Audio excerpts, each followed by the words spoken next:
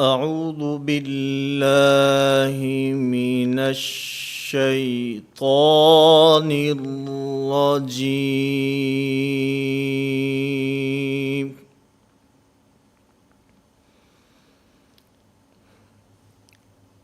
بسم اللہ الرحمن الرحیم۔ نورانی قاعدہ کی تختی نمبر 12۔ اس تختی میں ہم انشاءاللہ تشدید کے حوالہ سے اہم اور اصولی باتیں پڑھیں گے۔ سب سے پہلے تشدید کہتے کسے ہیں؟ تشدید کہتے ہیں 3 دندانوں والی کو۔ اگر نورانی قاعدہ آپ کے پاس ہے تو آپ اس میں دیکھیں تو ہدایات کے اندر سوال و جواب موجود ہیں۔ پہلا سوال، 3 دندانے والے کو کیا کہتے ہیں؟ جواب، تشدید۔ تو پہلی بات یہ ہوئی کہ تشدید کہتے ہیں 3 دندانے والی کو۔ نمبر 2، جس حرف کے اوپر تشدید ہو اس کو مشدد کہتے ہیں۔ نمبر 3، مشدد حرف 2 مرتبہ پڑھا جاتا ہے۔ نمبر 1، پہلی مرتبہ پچھلی حرکت کے ساتھ، یعنی پچھلے حرف کی جو حرکت ہے اس کے ساتھ پچھلے حرف کے ساتھ مل کر پڑھا جاتا ہے، اور دوسری مرتبہ خود اپنی حرکت کے ساتھ پڑھا جاتا ہے۔ تشدید کا لغوی معنی سختی کے آتا ہے،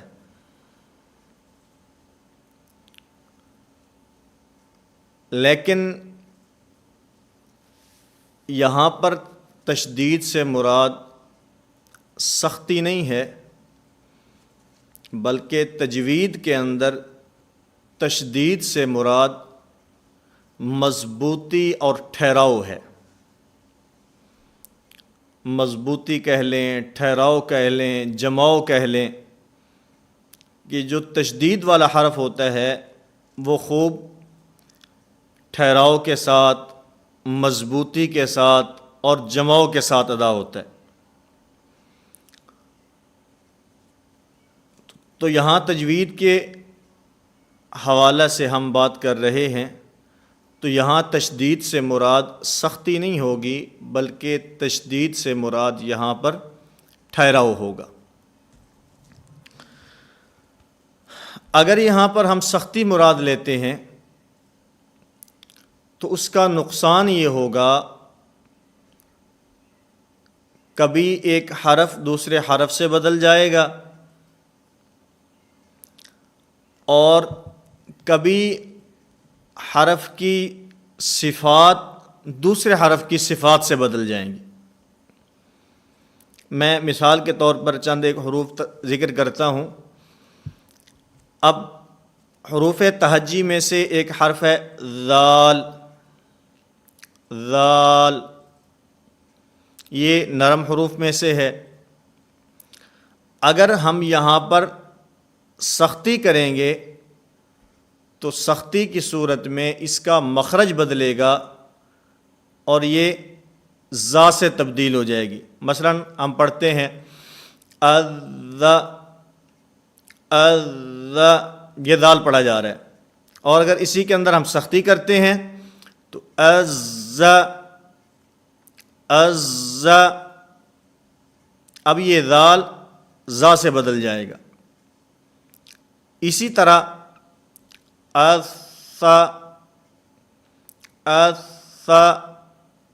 سا ہے، لیکن اب اس پر ہم سختی کریں تو اس، یہ ثا یہ سین سے بدل جائے گا۔ اسی طرح وا ہے، اسی طرح عین ہے۔ اب ہم عین کو پڑھتے ہیں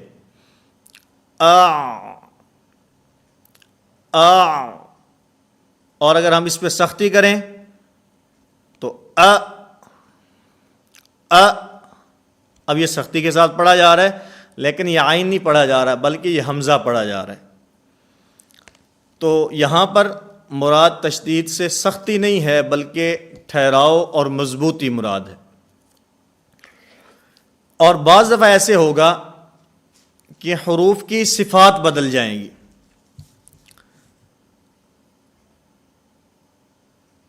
زا ہے، اسی طرح یا ہے۔ اب یہ حروف ایسے ہیں کہ ان کے اندر سختی والی صفات نہیں پائی جا رہی بلکہ ان کے اندر نرمی والی صفات پائی جا رہی ہیں، لیکن جب سختی مراد لیں گے تو پھر اس صورت میں ان کی صفات نرم نہیں رہیں گی بلکہ وہ سختی والی صفات سے تبدیل ہو جائیں گی۔ کیونکہ آپ دیکھیں تو حروف کی جو صفات ہیں ان صفات میں جو دوسرا جوڑا ہے شدت، رخوت اور توسط کا، اس میں دیکھا جائے تو شدت کے 8 حروف ہیں، اجیدو کا قطبتا، ان کے اندر زا نہیں ہے۔ اس کا معنی کہ زا کے اندر صفت شدت نہیں پائی جاتی بلکہ ان کے اندر رخوت پائی جاتی ہے۔ اسی طرح آپ یا کو دیکھ لیں، اس کے اندر دوسرے جوڑے کی صفات میں سے شدت اور توسط نہیں پائی جاتی بلکہ اس کے اندر رخوت پائی جاتی ہے۔ اس کا معنی کہ ان کو نرمی کے ساتھ ادا کرنا ہے، لیکن اگر یہاں پر سختی مراد لیں گے تو پھر اس کے اندر نرمی ختم ہو جائے گی اور اس کی صفات سخت حروف والی صفات سے بدل جائیں گی۔ اس لیے اس بات کا خاص خیال رکھنا ہے۔ اور پھر ایک اور اصولی بات یہاں پر ذہن نشین فرما لیں، کسی بھی حرف کے اندر جو نرمی آتی ہے، کسی بھی حرف کے اندر جو سختی آتی ہے، یہ نرمی اور یہ سختی یہ صفات کی وجہ سے ہوتی ہے۔ اگر حروف کے اندر صفات نرم ہیں تو حرف بھی نرم پڑھا جائے گا، اور اگر سخت صفات پائی جاتی ہیں، سختی والی صفات اس کے اندر پائی جاتی ہیں تو پھر حرف کے اندر بھی سختی آئے گی۔ اب مثال کے طور پر ہم اس تختی نمبر 12 کا جو پہلا حرف ہے ہم اس کو پڑھتے ہیں تو ہم پڑھتے ہیں اب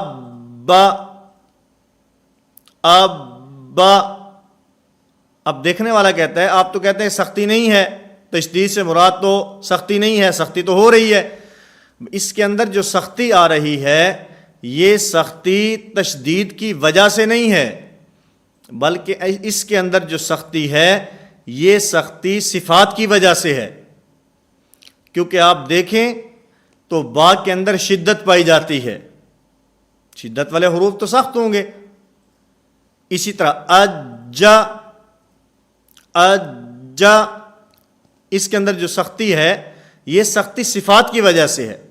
تو میں اصولی بات آپ کے خدمت میں پیش کر رہا ہوں، کسی بھی حرف کے اندر سختی، کسی بھی حرف کے اندر جو نرمی ہوتی ہے یہ صفات کی وجہ سے ہوتی ہے، تشدید کی وجہ سے نہیں ہوتی۔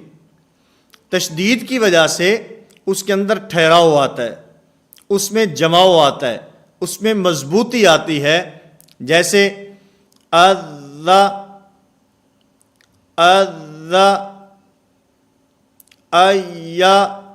اب اس کے اندر بھی ٹھہراؤ ہے، مضبوطی ہے، جماؤ ہے، اس کو سختی سے تعبیر نہ کیا جائے۔ اسی طرح بعض حروف ایسے ہیں کہ ان کے اندر نرمی ہوتی ہے تو یہ نرمی بھی صفات کی وجہ سے ہوتی ہے، جیسے ہا ہے، ہم جب اس کو ادا کرتے ہیں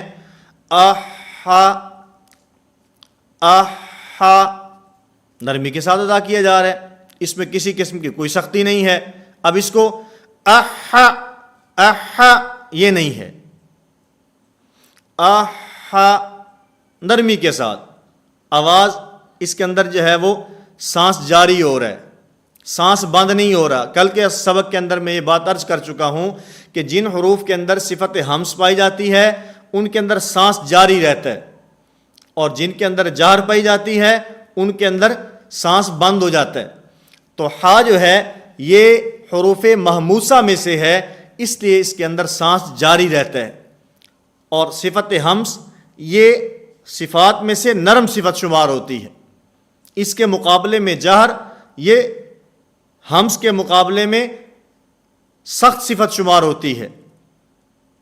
اسی طرح شدت اور رخوت میں شدت سخت صفات میں سے صفت شمار ہوتی ہے، اور جو رخوت ہے یہ نرم صفات میں سے شمار ہوتی ہے۔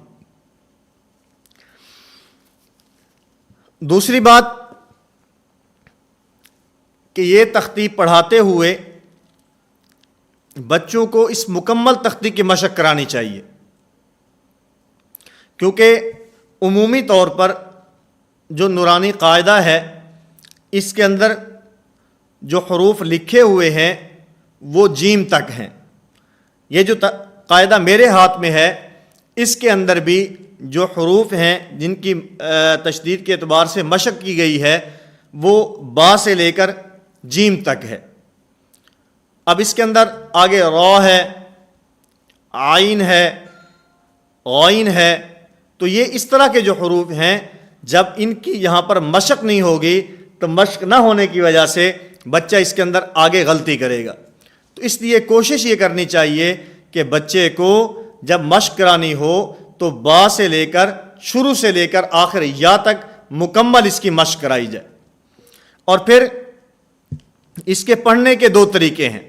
نمبر ایک، دونوں حروف کو آپس میں ملا کر پڑھا جائے، اور نمبر دو، دونوں کو الگ الگ کر کے پڑھا جائے۔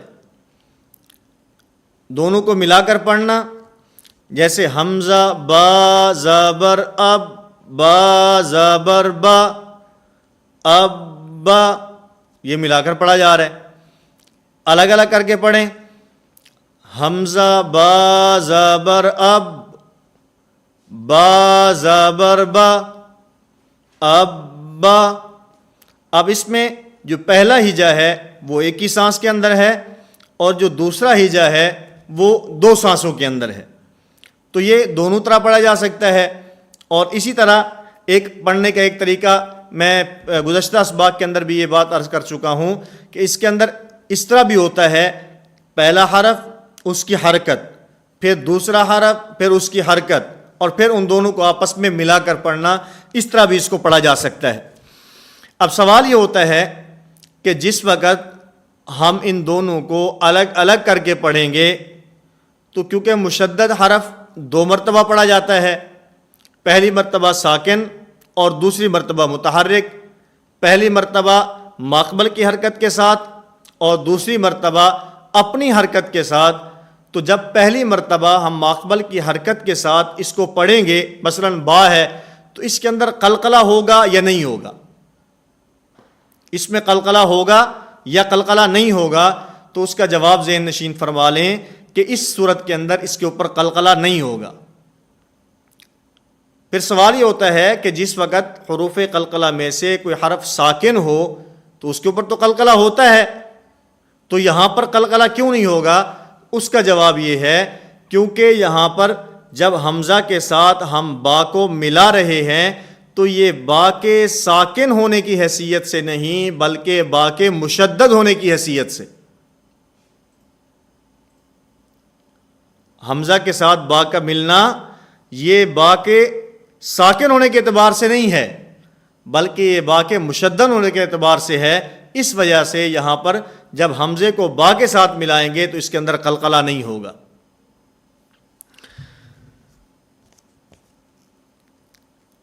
تو اس طرح آپ حضرات نے اس تختی کی مشق کرنی ہے۔